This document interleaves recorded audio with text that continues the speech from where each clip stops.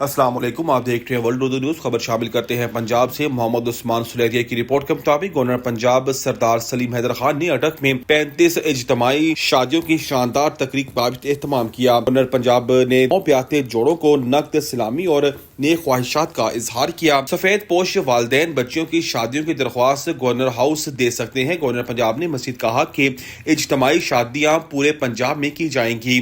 میرے ہوتے ہوئے کوئی بیٹی جہیز اور کھانے کے وسائل نہ ہونے کے سبب گھر نہیں بیٹھے گی۔ آپ کی خدمت کرنا میرے لیے باعث فخر ہے۔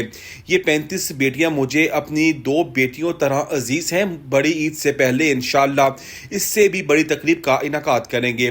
پنجاب کے دوسرے کونے اٹک سے سب سے بڑے آئینی عہدے پر بیٹھنا میرے لیے باعث فخر ہے۔ بڑی عید سے پہلے اس سے بھی بڑی شادیوں کا پروگرام رکھیں گے۔ ملک میں امن کے بغیر ایسی تقریبات ممکن نہیں۔ ہماری پاک فوج دن رات بھارتی سپانسرڈ دہشت گردوں کو جہنم واصل کر رہی ہے۔ تقریب میں ضلعی صدر پیپلز پارٹی ملک ریاست علی اور امیدوار حلقہ NA 50 سردار فیضان حیدر خان نے بھی شرکت کی۔